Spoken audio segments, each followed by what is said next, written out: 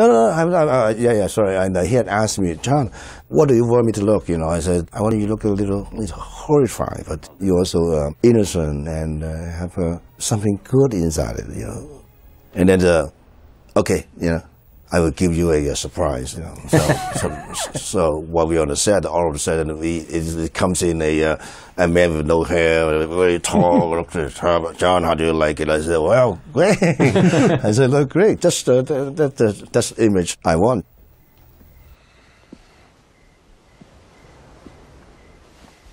I remember there was the second day of shooting, you know, there, and the scene was so emotional.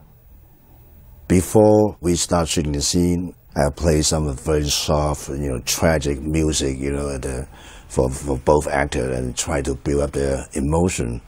And then John was laughing, and he said to me, John, we don't need that. Okay, all right, just try to, you know, to get some mood, you know. And then when we shoot the shot, you know, they were so into it, and then they just got it right away. And after one take, I just yelled, cut, you know, it's okay, let's move on, you know. And then John said to me, John, are you really like it? Are you okay with this take? You know, I said, yeah, one take is enough for me. And then John said, the studio have paid me a lot of money, and I don't mind to do, you know, 3 more times, 30 more times, you know, or 50 times, you know. And then John Allen, even though says, John, we could do more. I said, no. The one take is enough for me. I don't care how much the studio pay you. You know, I just need one. So and then they came over and watched the monitor, and then they both very satisfied with that one take. And then after that, they all call me One Take John. And then so Nick, you know, John and John, you know, they feel free. They all feel very happy being on the set, you know. Then John even said whenever he came into the set, it just like on vacation.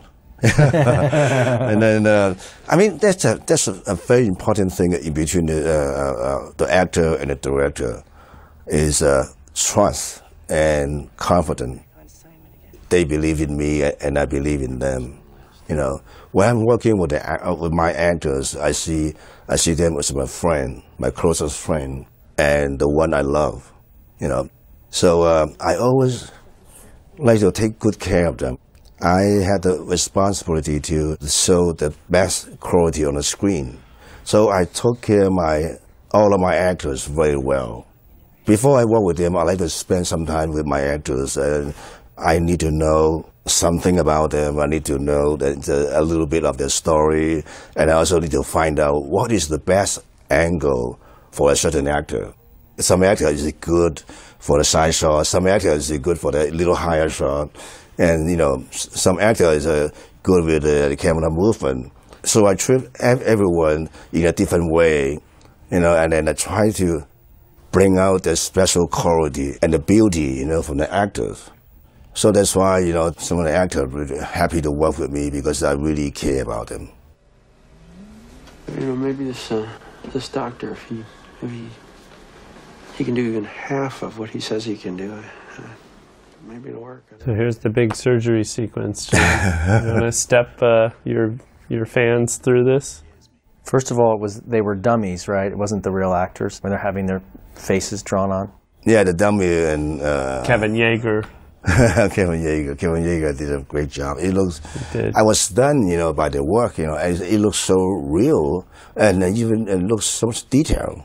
You know, I couldn't believe that because that was the first time I've shot that kind of you know special effect. Tito, please hold this. And this wedding ring for you budding screenwriters or professionals, again another setup and payoff.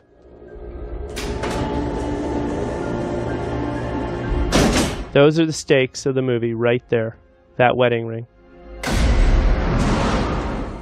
This is the scene we were saying how minimal it is. What John did this just in a very quiet way and just like a glimpse of this, you know, very radical surgery, and that's it. It also was so wonderful to working with Neil Spaces, you know, as the production designer.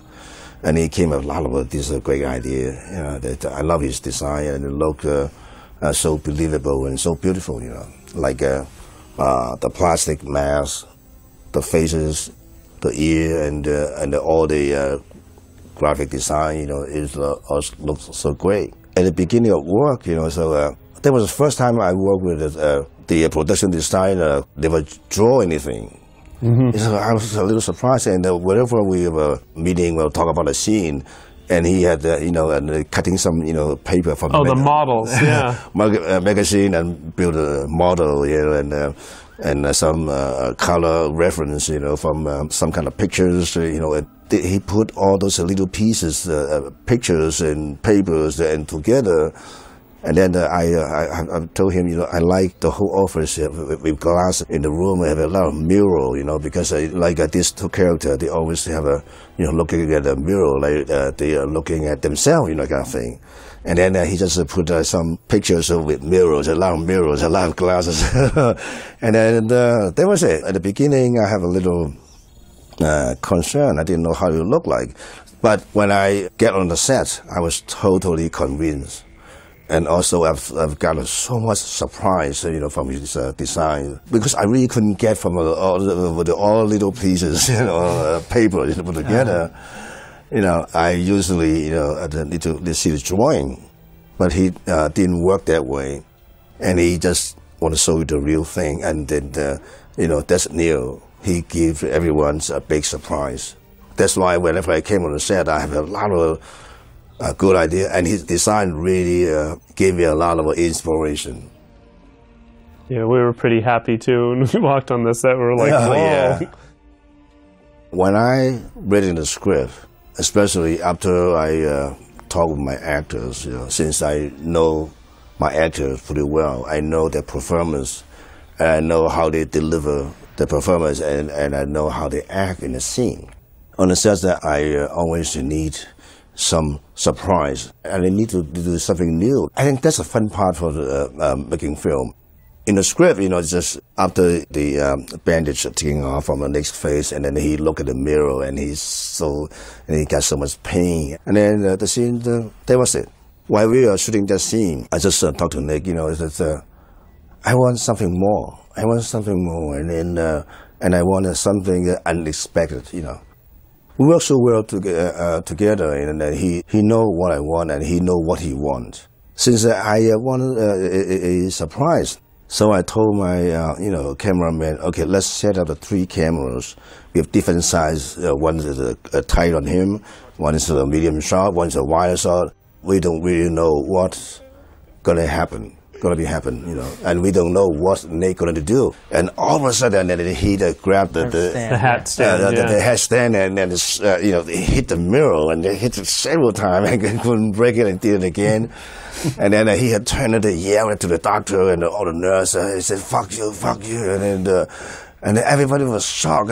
But all those 3 cameras couldn't capture the last moment, because they all missed it, because everyone didn't know. And he will, all of a sudden he jumped up and running here and there, and smashed the mirror, and then we couldn't get a mirror. And I feel great. It really surprised me, because all those kind of moments came from Nick's heart. That's how he felt. That's what he wanted to do, So we have to reset the whole camera, all the cameras, and ask him, backing him to do it again, because, such an emotional moment, for every actor, they only can do once, So Nick, he did it again, and at last we got a great scene. The great scene, from the heart of the real actors, So I was so pleased about that moment. Yeah, and it's such an important scene because it's his transition from one person to the other. Yeah. So it was really important that happened, even if we hadn't thought of it. Perfect. So here we have the laryngeal implant, which to this, well, Michael, why don't you say? Yes, I keep calling it the larynx. I mean, for 6 years he kept referring to the implant. Colleary keeps calling it a larynx, and to this day annoys me. Yes, which I forgot about till we did this commentary. The funny thing about the larynx, is that we stuck in the word microchip as if that actually had some meaning to what a device like that would be. And we never changed it and survived through all these drafts. We never came up with anything better. No one ever questioned it. A microchip stuck in anyone's larynx. I don't think it would change their voice or anything and probably just give them an infection. But there it is, the microchip. Archer's going to be pissed when he comes back. In a way, Nick Cage's character had to play 3 parts, and Travolta's had to play 2. Travolta had to play the good guy, and then he had to play the bad guy impersonating the good guy. Nick Cage had to play the bad guy, very over the top. Then he had to play the good guy trapped in the bad guy's body. But he had more scenes in which he had to imitate the bad guy. As Archer.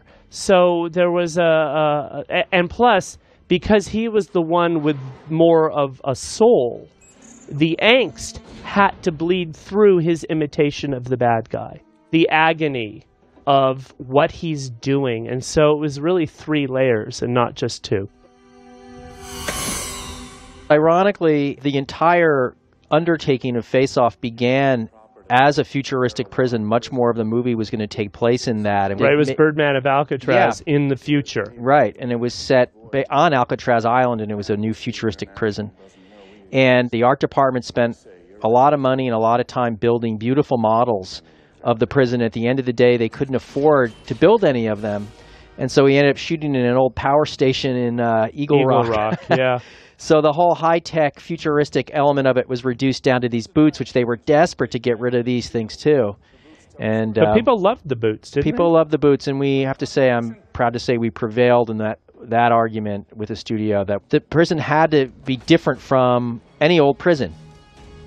These magnetic boots are able to allow the guards and the warden to know where every prisoner is at exactly the same time. And lock them down. So yeah, they're magnetic boots. Those boots are really metal. They're really heavy. They caused a lot of problems. People had a great time, but they never complained, even though those boots weighed a good 25 pounds. Yeah, John, how many boots did Ellen Mirajnik, our costume designer, had to make a lot of these boots? I think over 200, I think. 200. And some's real, some's maybe the plastic, but it looks really real too. I remember the whole prison, turning it upside down, everybody hanging up on the ceiling. Right, that's right. That's right. Yeah, they were... Sorry, guys, I had to take it off.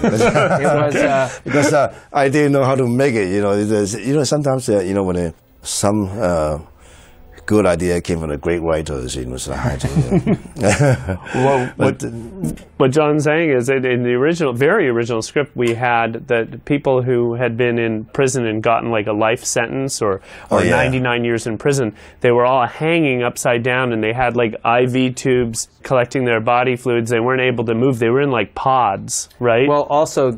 like in the Matrix almost. In the prison break, the electromagnetic field gets totally screwed up, and so everything metal hit the ceiling. Right, that's right. I think I can save it for the sequel. Yeah, okay. Wait a minute. Yeah, because now it's in the future. It's 10 years later, so. You want to see what wasted looks like, little man?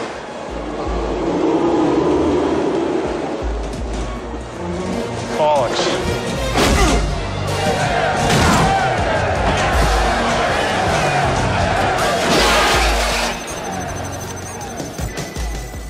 I remember one thing you were telling the stunt people and Nick and, everyone who was sort of fighting with Nick in this scene.